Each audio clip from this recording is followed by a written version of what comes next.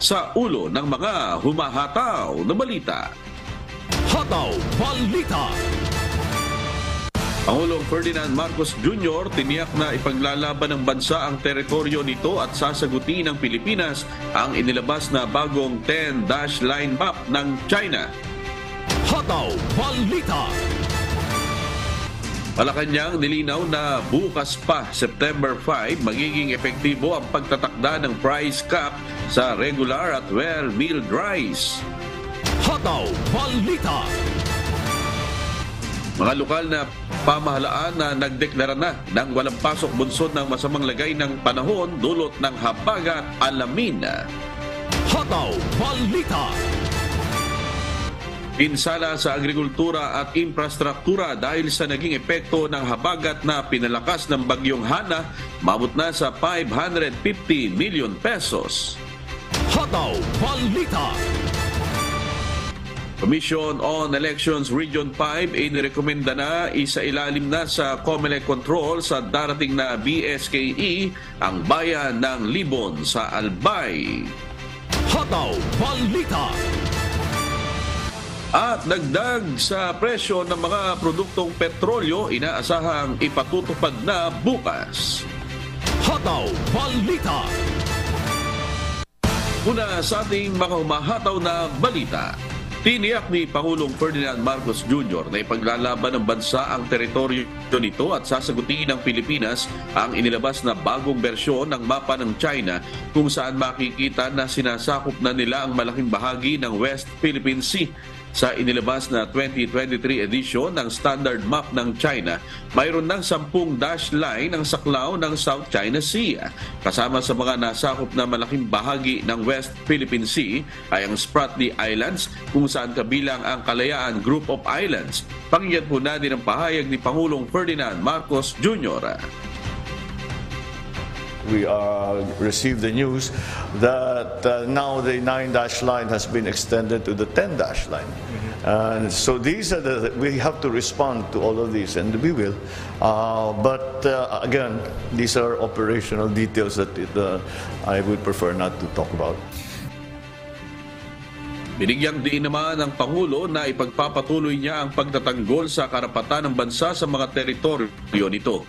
Gaya na lamang ng ginawa ng kanyang ama na si dating Pangulong Ferdinand Marcos Sr. noong itatag niya ang munisipyo ng Kalayaan sa pamamagitan ng Presidential Decree 1596 na tumatayong matatag na simbolo na pagmamay-ari ng Pilipinas ang West Philippine Sea. And we just remain consistent to that. Hindi naman nagbabago. Siguro yung pag-establish ng municipality sa Pag-asa, it was to be able to make sure, to establish, to show that this is part of the Philippines. Now, we, of course, will continue to defend our territorial sovereignty, our territorial rights. We have not changed our approach. It is other countries around us that have changed their approach. Hataw Balita. Nilinaw ng palasyo na bukas pa, September 5, magiging epektibo ang pagtatakda ng price cap sa regular at well-milled rice. Nilinaw ito ni Presidential Communications Office Secretary Cheloy Garafil matapos i-anunsyo ni Trade and Industry Secretary Alfredo Pascual nitong Biyernes na epektibo na rin ito kaagad. Ayon kay Secretary Garafil, magkakabisa lang ang Executive Order No. 39 pagkatapos mailathala sa mga pahayagan. Base sa kautusan, itatakda ang halaga ng regular milled rice sa 41 pesos kada kilo habang 45 pesos kada kilo naman sa well-milled rice. Hindi naman kasama sa price cap ang iba pang uri ng bigas gaya ng premium rice. Nangangamba naman ang Federation of Free Farmers na baka sa halip na makatulong ay lalo lang nitong palalain ang sitwasyon. Pakinggan po natin ang pahayag ni Federation of Free Farmers Chairman Leonardo Montemayor. In general, baka imbis na mas lalong lumuwag yung supply ng bigas at those prices of 41, 45, baka lalo pong humigpit. Baka po lalong either itigil na o isuspend po ng mga rice natin dealers and retailers yung kanila pong pagbibenta ng bigas. Tiniyak naman ng DTI na babantayan nilang mabuti ang pagpapatupad nito at sisiguraduhin din na hindi mamimislabel ang mga bigas. Pakinggan po natin ang pahayag ni DTI Secretary Alfredo Pascual. Meron tayong mga monitors, mga naiikot at saka ang DA naman magbibigay ng guidelines para naman ma-distinguish kung ano yung premium variety dun sa variety na covered ng Price Act. Hataw Balita. Pinumpirma ni Pangulong Ferdinand Marcos Jr. na may ibinigay ng direktiba sa mga ahensya ng gobyerno na pangunahing magpapatupad ng pagtatakda ng price cap sa regular at well-milled rice sa bansa. Partikular na natututukan sa implementasyon ng price cap sa bigas ng Metro Manila. Hinihikayat din ng Pangulo ang publiko na isumbong o i-report sa mga otoridad ang sinumang lalabag dito.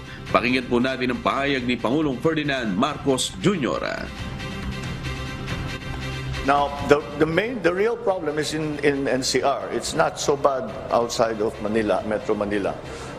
That's why maybe we will be focusing our efforts in Metro Manila. But I mean, if it comes to that, I would encourage anyone who finds that someone or retailer is selling at above the price ceiling, i-report po ninyo.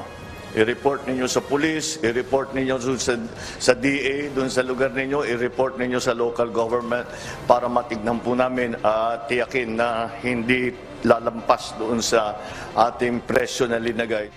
Hataw Balita.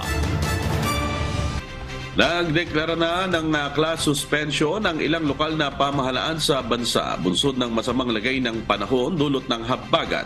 Kabilang sa mga walang pasok ang mga bayan sa lalawigan ng Pangasinan, partikular sa Aguilar, Bugalyon, Binmali, Bani, Infanta, Lingayen, Calasiao at Dagupan City.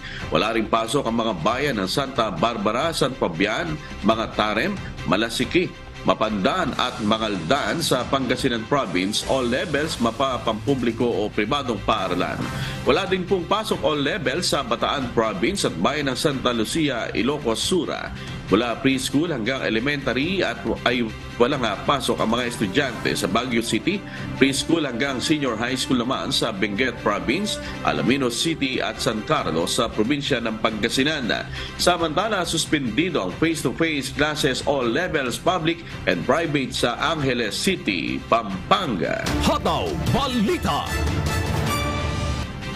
Dalawa na ang nasawi habang isa naman ang sugatan at isa ang nawawala dahil sa naging epekto ng habagat na pinalakas ng Bagyong Hana na naranasan sa bansa. Si Alan Manansala, humahataw. Hataw Balita. Dalawang individual ang nasawi habang isa ang sugatan at isa ang pinaghahanap pa dahil sa epekto ng southwest monsoon o habagat na pinalakas ng mga bagyong Hana at Guring. Batay sa datos na inilabas ng Office of Civil Defense, ang mga casualty ay under validation pa at mula sa Cordillera Administrative Region o CAR at Western Visayas. Habang sa Central Luzon naman, naitala ang isang nasugatang individual.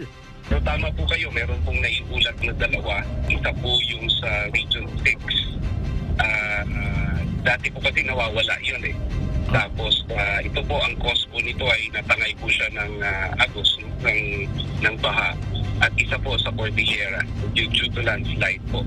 Again po, inuulit ko lang, palaging baka taken out of context kami. These are still for validation po in dalawang deaths natin. Kanyang sinabi na ang masamang panahon ay nagdulot din ng epekto sa higit 100 at 14,000 pamilya o katumbas sa 400 at 18,000 individual sa buong bansa. Karamihan sa mga ito mula sa Western Visayas. Samantala, umabot naman sa mahigit 420 milyong piso ang naging pinsala sa agrikultura mula sa Region 2, 3, Memaropa, 6 at CAR.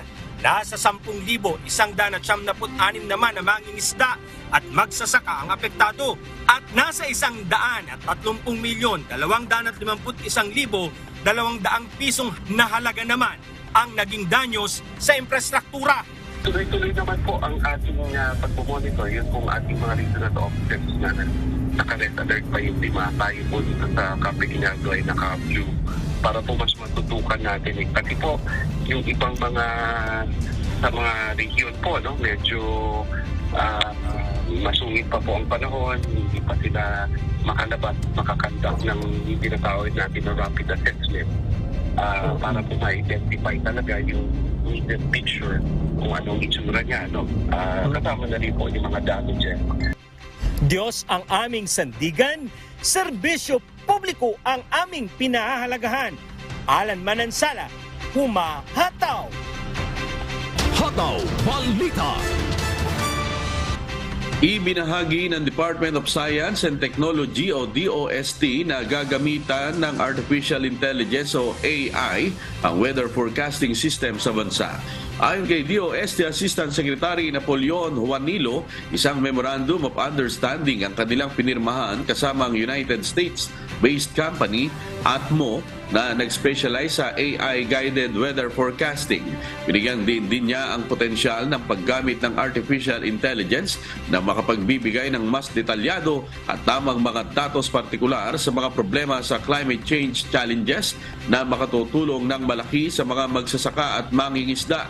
Inaasahan din na makikinabang sa nasabing teknolohiya ang mga scientist, expert at mga estudyante sa gitna ng mga nararanasang bagyo at iba pang hazards sa bansa. Hataw Balita. Malapit nang mabot sa halos 1 milyon ang bilang ng mga kakandidato para sa nalalapit na barangay at sangguniang kabataang elections ngayong taon. Base sa datos ng Commission on Elections as of 10 a.m. ng September 1, umabot na sa 994,325 ang mga kandidatong nakapaghain ng Certificate of Candidacy para sa BSKE. 66% nito ay dalawang o pawang mga kalalakihan habang nasa 34% naman ay mga kababaihan. May ilang mga lugar na naapektuhan ng bagyo at habagat ang in-extend ang filing ng COC para sa BSKE. Kabilang sa binigyan ng extension ng Ilocos Norte kahapon, habang pinalawig naman hanggang ngayong araw ng Lunes, September 4, ang filing ng COC sa Metro Manila at Abra. Magsisimula ang campaign period para sa BSKE mula October 19 hanggang October 28. Samantala, nakatakda naman ang botohan sa October 30. Hataw Balita. Nagpadala na ng rekomendasyon ng Commission on Elections Region 5 sa NBank na isailalim sa COMELEC control ang buong bayan ng Libon sa Albay para sa nalalapit na barangay at sangguniang kabataan elections sa buwan ng Oktubre. Samantala, 4 na lugar sa isla ng Masbate ang kasalukuyang nasa red category ng ahensya. Si Jerry Galicia, humahataw live! Good morning Jerry. Kailan ba ilalabas ng COMELEC ang desisyon na isailalim ang bayan ng Libon sa COMELEC control, Jerry? Yes, amigo, hinihintay pa ng COMELEC o Commission on Election Regional Office 5 ang desisyon ng NBank sa kanilang binigay ng mga detalye hinggil sa kanilang rekomendasyon na isailalim sa COMELEC control ang buong bayan ng Libon, Albay sa darating na barangay at sangguniang kabataan election sa buwan ng Oktubre. Busod ito ng mga nangyaring pamamaslang sa mga barangay official bago pa ang filing ng Certificate of Candidacy o COC itong Lunes. Talagang nag-decide na ultimately na ilagay na natin yan sa COMELEC control kasi andyan na lahat ng may nangyayari na may namatay na hindi na lang armed threats, hindi na lang presence of presence ng mga private armies. Amigo, ilan sa mga barangay official na nasawi sa insidente ng pamaril si Kagawad Reli sa Raba Mata ng Barangay Nogpo ilang araw bago ang file ng Certificate of Candidacy. Nadamay din ang asawa nitong si Alfredo Vazar Mata. Bukod pa ang kasalukuyang inimbestigahan ng pulisya na pamamaslang kay Barangay Chairman Alex Repato. Ayon kay Assistant Regional Election Director Ani Romero Cortez, anumang araw ay darating ang desisyon ng NBank at tinitiyak na positibong isailalim sa COMELEC control ang bayan ng Libon. Pinadala na siya I guess kahapon for ano na yun for approval or kung ano mang comments ng ating CBFSP.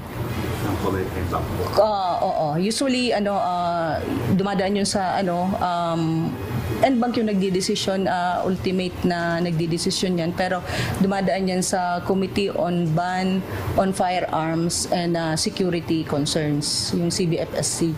So, ayan po. Pag nag-decide usually ang CBFSC, final naman po yan. Amigo, samantala, pasok naman sa red category ng COMELEC ang 4 na bayan sa isla ng Masbate. Bale, actually sa Masbate, meron tayong 4 na munisipyo na mainit. Dito kasi sa Region 5, generally peaceful. So mga lang yun, kumbaga parang mga isolated lang na concern. Pwede na silang depende po pero pwede po natin silang i-recommend for placing the areas under COMELEC control. May possibility po, depende po sa recommendation yan, depende sa assessment sa isang lugar, pero pwede po yan na i-declare. Amigo, ilang parametro ang tinitingnan ng COMELEC gaya ng presensya ng mga armadong grupo ng New People's Army, private armed groups at ng intense political rivalry. Batay sa assessment ng COMELEC Bicol, nasa green category o totally peaceful naman ang malaking bahagi ng Bicol Region ngayong paparating barangay at sangguniang kabataan elections. Yan ang balita mula dito sa Bicol, Albay. Balik sa iyo, amigo. Maraming salamat, Jerry Galicia, nag-uulat ng live mula sa Legazpi City, Albay. Hataw Balita. Inaasahan ng pagkakaroon ng taas pasahe sa eroplano o airfare ngayong buwan ng Setyembre, bunsod ng ipinatutupad na fuel surcharge hike. Nauna nang inianunsyo ng Civil Aeronautics Board o CAB na tataas ang fuel surcharge ngayong Setyembre, bunsod ng patuloy na pagtaas ng presyo ng langis. Mula sa nakaraang level 4 na fuel surcharge rate noong Agosto, itinaas ito ng CAB sa level 6 ngayong Setyembre. Ibig sabihin na abot sa 185 pesos hanggang 665 pesos ang pwedeng madagdag sa airfare kung domestic flights, habang nasa mahigit 610 pesos hanggang 4,500 pesos naman ang dagdag kung international flight. Ang fuel surcharge ang fee na kinokolekta ng mga airline company para ma-recover o mabawi ang fuel cost. Hataw Balita. Oy, badyos po sa ating mga motorista dahil matapos po ang 8 magkakasunod na linggo ng oil price hike, inaasahang magkakaroon ulit ng dagdag sa presyo ng mga produktong petrolyo bukas araw ng Martes. Sa inisyal na pagtataya ng mga kumpanya ng langis, maaaring tumaas ng 90 sentimos hanggang 1 peso and 10 centavos ang presyo ng kada litro ng diesel, habang nasa 20 centavos hanggang 50 centavos ang posibleng maging dagdag sa presyo ng kada litro ng gasolina. Samantala, 90 sentimos hanggang 1 peso and 10 centavos naman ang inaasahang price hike sa kada litro ng kerosina. Ayon sa oil industry players, ang nasabing oil price hike ay bunsod pa rin anya ng pagbabawas ng Saudi Arabia at Russia sa produksyon ng kanilang langis at ang pagtataas ng demand nito sa world market. Pinangangambahan naman ang posibleng pagbabawas sa produksyon ng langis ng Saudi at Russia sa buwan ng Oktubre na inaasahang magpapanatili sa mataas na presyo nito sa mundo. Ito na ang ikasyam na sunod na linggo na tumaas ang halaga ng diesel at kerosina, habang pang-8 sunod na linggo naman sa gasolina. Nakatakdang i-anunsyo ng mga kumpanya ng langis ngayong araw ang final price adjustment na ipatutupad bukas. Hataw Balita. Naibalik na sa normal ang biyahe ng tren ng Philippine National Railways o PNR. Pasado alas 12 kahapon, September 3, nang kansilahin ang biyahe ng tren mula Tutuban papuntang Alabang at vice versa sa may bahagi ng EDSA Station at Nicol Station. Itinigil ang biyahe matapos malaman ng PNR na may mga nagbabagsakang bato at mga bakal sa riles ng tren na galing sa Skyway dahil sa nangyaring aksidente ng isang sasakyan. Agad namang inalis ng mga tauhan ng Skyway katuwang ang mga tauhan ng PNR ang mga debris na nakaharang sa daraanan ng tren upang maging ligtas sa biyahe ng mga commuter. Humihingi naman ng paumanhin ng Philippine National Railway sa mga naapektuhan ng kanilang naantalang biyahe kahapon. Paalala nito sa publiko na pumunta sa kanilang Facebook page na Philippine National Railways para malaman ang update ng mga biyahe nito.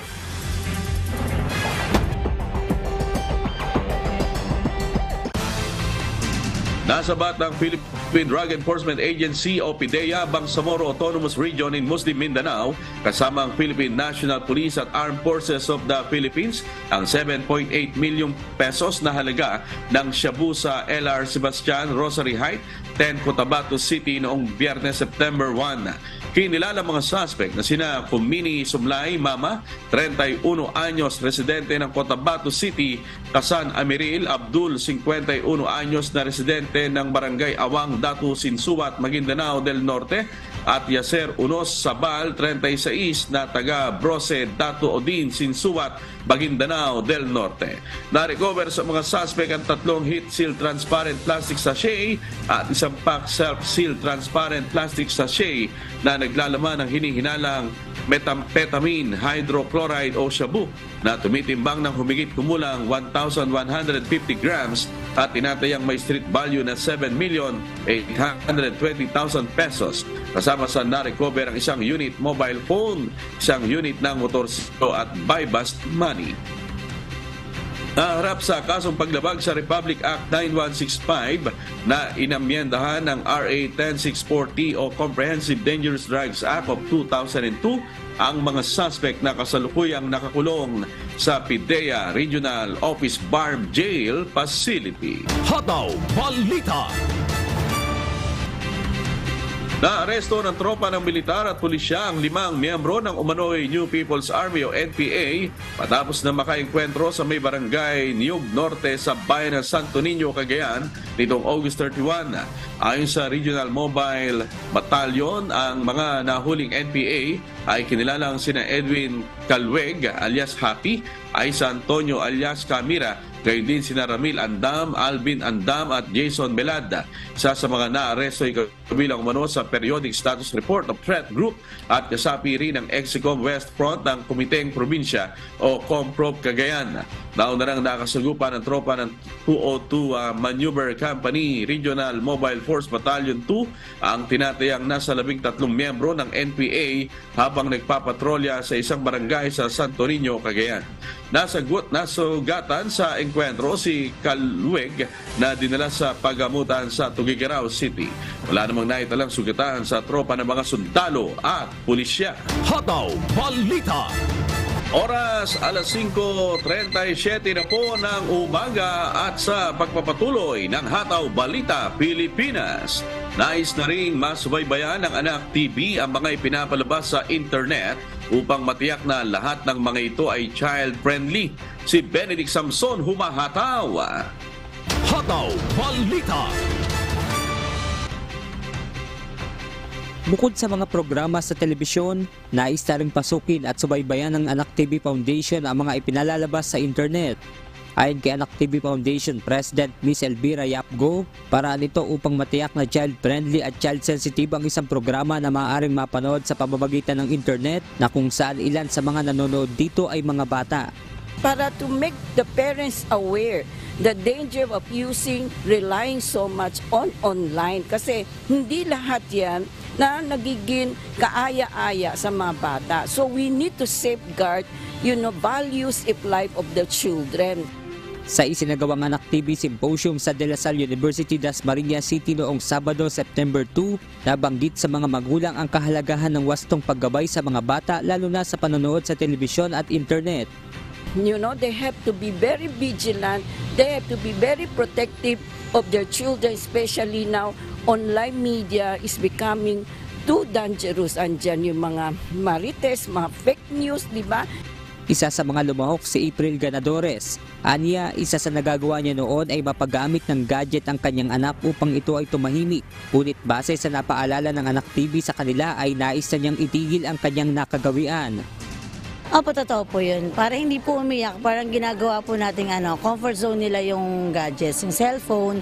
Tulad po ako, pagka gusto kong tahimik, mag-cellphone kayo dyan, ganun. Pero hindi ko alam, siguro may mga videos or movies na sila napamanood na hindi naman dapat nilang mapanood. I'm not promised, pero po siguro po based po dun sa panood ko, marami po talagang dapat aralin or matutunan para po hindi na magawa yun as a parent. Kasi syempre ayoko rin naman dumating sa point na yung mga napamanood nila is ma-adapt nila. Kabilang din sa nagbigay ng mensahe sina Good Morning Kuya host Joshua Dionisio at Ira Mariano na mga itinanghal na ambassador ng Anak TV. Dito nabanggit nila na magkaroon ng limit sa paggamit ng social media at pagiging maingat kung gagawa ng isang content na maaaring mapanood ng mga bata. Siyempre masaya and humbled sa opportunity na maging part ng Anak TV ulit, na i-represent siyempre ang UNTV, na isa tayo sa talagang nakikipag-ugnayan sa kanila, talagang partner nila para makagawa ng mga content ngayon talaga na mas safe para sa mga kabataan specifically. Kahit naman tayo, parang part na siya ng pang-araw-araw na buhay natin. Ang importante lang mag-guide natin yung mga bata ngayon, maging guide tayo kung paano ba mas magamit ng social media, ang technology, ang gadgets sa mas maganda, imbis na maging detrimental nga sa kanila. Kailangan ingatan natin kung ano yung mga nakikita ng mga anak natin kasi hindi naman natin na-filter talaga lahat ng nasa social media, nasa mga gadgets natin, di ba? Kasi meron tayong mga key opinion leaders, mga influencers na iba-iba yung mga content na ino-offer nila sa social media. So siguro isa sa message ko talaga sa parents, always be on guard sa kanilang mga anak, and of course maging wise din sila sa pagpili ng mga channels na ilalike nila, isa-subscribe nila para dun sa kung ano yung mapapanood ng kanilang mga anak. Sa isinagawang symposium, bumoto ang mga magulang sa iba't ibang programa sa telebisyon kung ito ba ay angkop na mapanood ng mga bata. Kalinsabay nito, isang Laro Olympics ang ginawa upang muling maipaalala sa mga bata ang mga tradisyonal na laro gaya ng piko, tumbang preso at patintero. Number one, nakikita nila it's fun, it's exciting, tsaka teamwork, communication is very important. So para sa mga kabataan, yung mga mahihiyain nagiging very confident, so na-enhance ang kanilang personality dito. Yun ang napansin namin. Diyos ang aming sandigan, serbisyo publiko ang aming pinahahalagahan. Mula rito sa Cavite, Benedict Samson, Bahataw.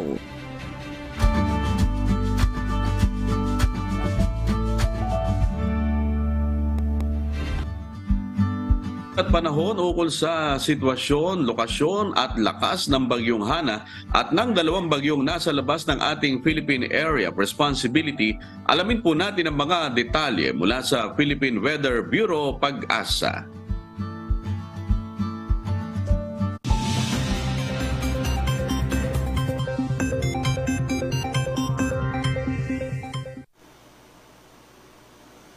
Magandang umaga po sa inyong lahat. Narito na yung ating 5 a.m. update sa binabantay nating bagyong si Bagyong Hana sa loob pa rin ho ng Philippine Area of Responsibility as of September 4 po ngayong umaga ng Lunes.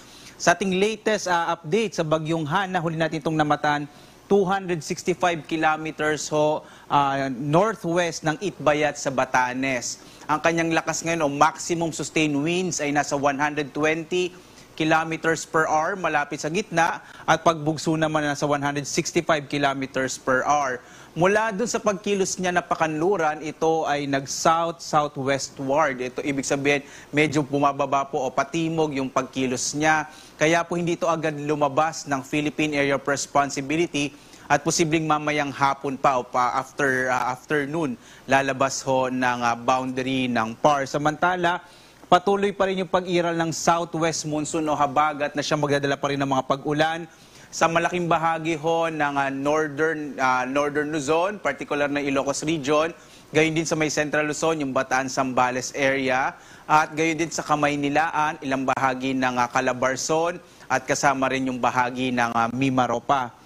Samantala, makikita ho natin, meron hong kaulapan dito sa may silangang bahagi ng Northern Luzon. Hindi pa ito low pressure area, cloud clusters pa lamang ito ngayon. At patuloy natin ito i-monitor. Hindi natin inalis yung posibilidad na maging low pressure area ito sa mga susunod na araw. Kaya lagi ho tayong tumutok sa update ng Pag-asa sa lagay na iba't ibang mga weather system na nakakaapekto sa ating bansa. Narito naman yung latest track ng bagyong si Hana. Makikita nga ho natin, ito nga bagyong Hana, yung kanyang latest position. Nasa loob pa rin siya ng Philippine Air Responsibility, halos nasa boundary na ho ng PAR. Sa ngayon ho, yung kanyang pagkilos nga na pakanluran ay naging patimog. Kadalasan nangyayari ho ito kapag may interaction ito sa kalupaan o kung minsan naman ho, epekto ng high pressure area na siyang nakaka-impluwensya sa pagkilos ng bagyo, kaya hindi pa ito agad lumabas ng Philippine Area of Responsibility. Inaasahan naman natin na yung bagyong Hana, pagdating ho ng mamayang hapon, posibleng nasa labas na ito ng Philippine Area of Responsibility kapag nagsimulang kumilos uli ito pahilagang kanluran. Samantala, bukas ho, araw ng Martes naman, nasa around 480 kilometers northwest na ito ng Itbayat sa Batanes. Ang pagkilos niya, posible po itong pumunta sa may bahagi ng mainland China. Ito ay magla-landfall sa may mainland China kung saan ito ay tuluyang mag-deteriorate at manghihina po, magwi-weekend at magiging isang depression o tropical depression na lamang kapag nanatili na ito sa mainland China. Samantala, nakataas pa rin yung signal number 1 sa bahagi ho ng Batanes, yung lalawigan ng Batanes. Pwede pa rin hong makaranas sa mga pagbugso ng hangin at mga pag-ulan itong bahagi ho ng Batanes. Ito ay direktang dulot ng bagyong si Hana. Samantala, malaking bahagi pa rin ho ng Luzon, kasama na rin ho ilang bahagi ng Kabisayan ay makararanas ng mga pag-ulan at maulap na panahon sa araw na ito. Makikita ho natin, partikular na malalakas sa mga pag-ulan pa na mararanasan sa Ilocos Region, Zambales, Bataan at Occidental Mindoro. Samantalang kung minsan ho, may mga malalakas na mga pag-ulan pa rin mararanasan sa Kamaynilaan, Cordillera, Tarlac, Nueva Ecija, Pampanga, Bulacan, sa Rizal, Cavite at Batangas. Malaking bahagi pa rin ho ng Calabarzon ay makararanas pa rin ng katamtam at kung minsan ho, malalakas na mga pag-ulan. Hanggang bukas, makararanas pa rin ho ng mga pag-ulan ang ilang bahagi ho ng Kamaynilaan.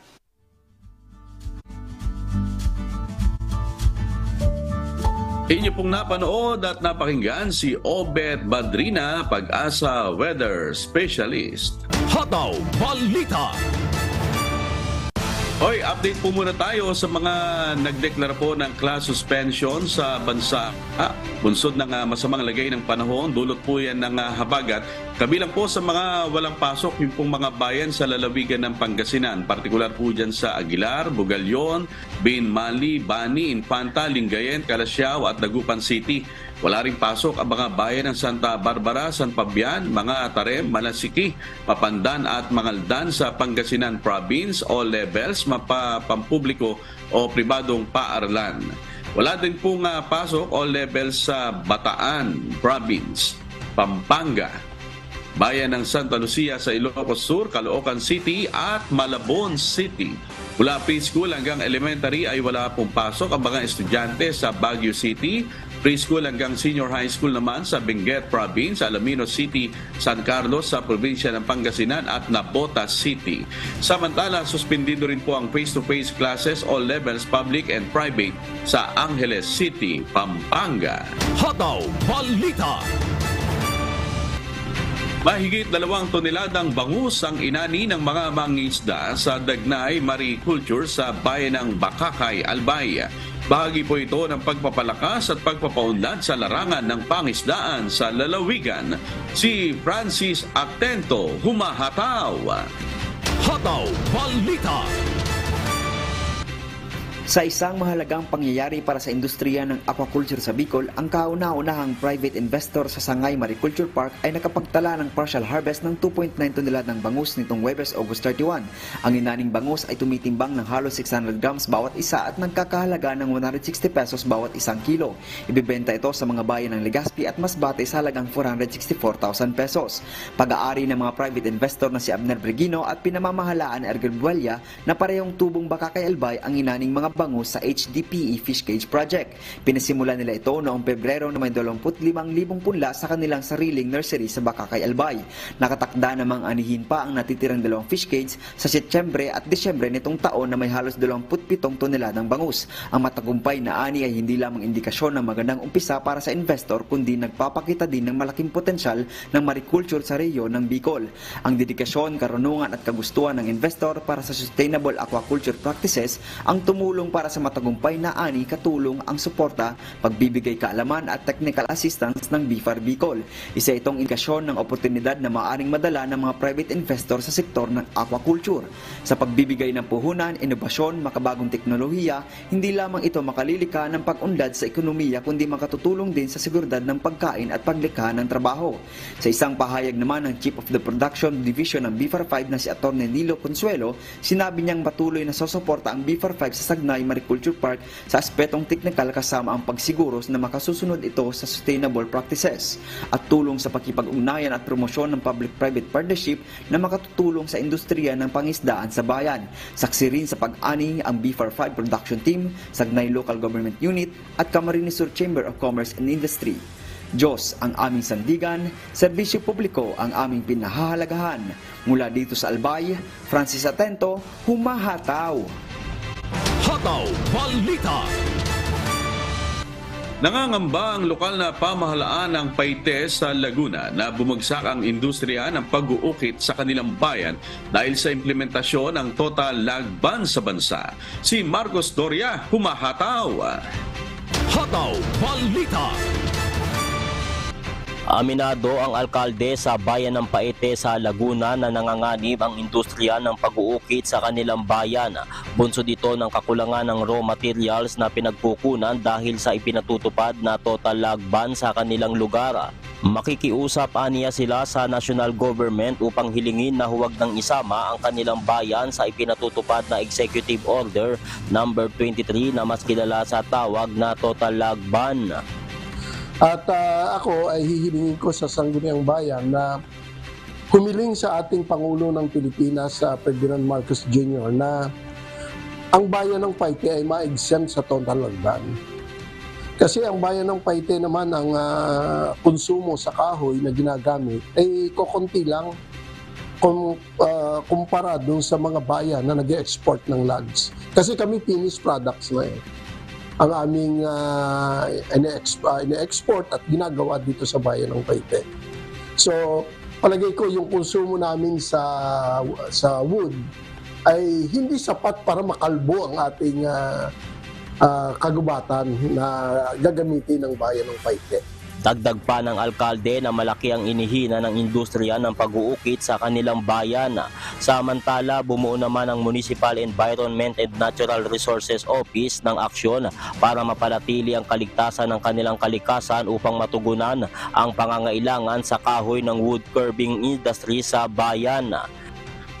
So yung total lag ban po naman sa mga liblib na lugar po sa bayan ng Paite, sa mga kabundukan, talaga pong sa ngayon meron po tayong binuo na 10 bantay kalikasan pero hindi rin po sapat talaga para talagang ma-prevent yung total lag ban na yan. Ano po? And then isa pa nga po, Capital Carvings of the Philippines ito, number 1 kilala sa Paite ang pag-uukit. Kailangan din naman po natin ng mga kahoy.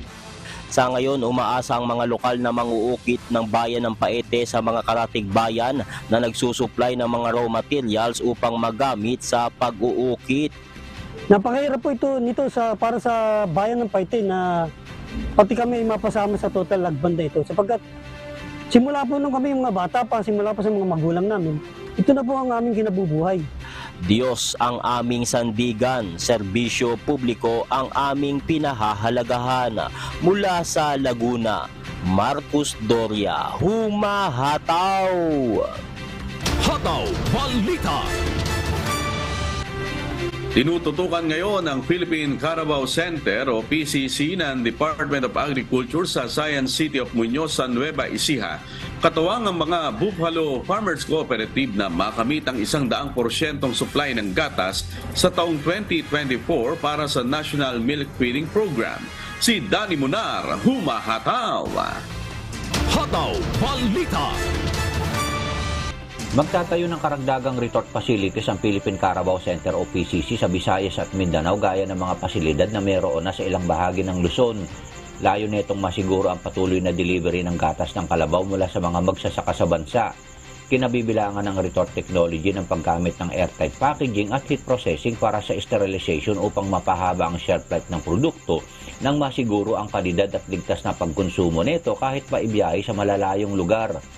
Di gaya ng tradisyonal na paraan na nagkakaroon ng aberya na nagre-resulta sa pagkaantala upang hindi makamit ng mga bata ang kailangan nutrisyon para sa kanilang kalusugan.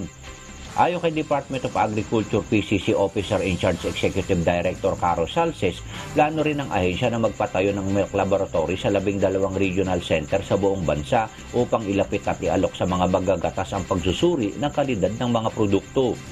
Gayon din ang pagsusulong ng National Dairy Herd Improvement System katuwang ang Korea International Cooperation Agency na hangad makatulong sa pagpapaunlad ng produksyon ng mga maliliit na magsasaka o nagsisimula pa lamang sa industriya sa pamamagitan ng pagpaparami at wastong pangangalaga ng mga kalabaw.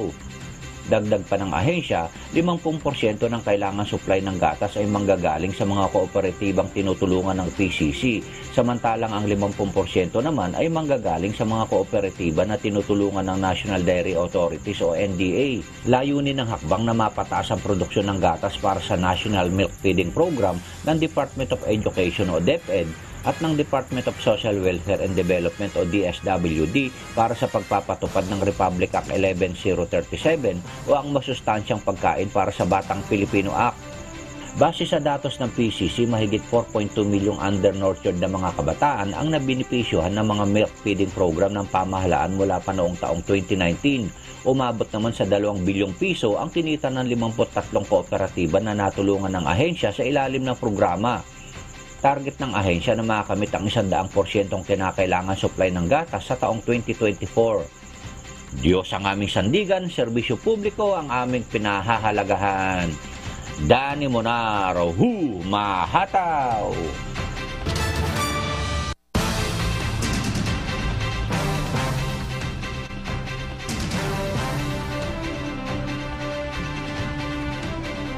Kung pasok sa bayan po ng Bukawi at Malolos City sa Bulacan, all levels and public and private schools. Ayan, at salamat po sa lahat ng mga tumutok po sa atin ngayong umaga at syempre salamat din kay June Soriao ng Itong Balita sa paghalili po sa atin nung nakaraang Biyernes. Ayan, salamat po at maging sa mga tagapakinig po ng Hataw Balita sa Radyo La Verdad 1350. At sa darating po na September 11, araw po ng Lunes, alas 7 po ng gabi, Philippine Standard Time, ang panibago pong sesyon ng Mass Indoctrination po ng MCGI. Mapapanood po yan sa official MCGI social media accounts, kabilang po ang MCGI channel, ang official YouTube channel ng Members Church of God International. Patuloy rin po namin kayong inaanyayahan na makiisa sa Global Prayer for Humanity tuwing Lunes hanggang Biyernes, alas 9:30 ng gabi. Ito po ay nakastream ng live sa lahat ng MCGI social media accounts. Ang Global Prayer for Humanity ay bukas po sa lahat, anuman ang inyong relihiyon o lahi. At sa aming ibabahaging mga salita ng Diyos na ating sandigan, mula sa Santiago Kapitulo 1, talatang 20. Sapagkat ang galit ng tao ay hindi gumagawa ng katwiran ng Diyos.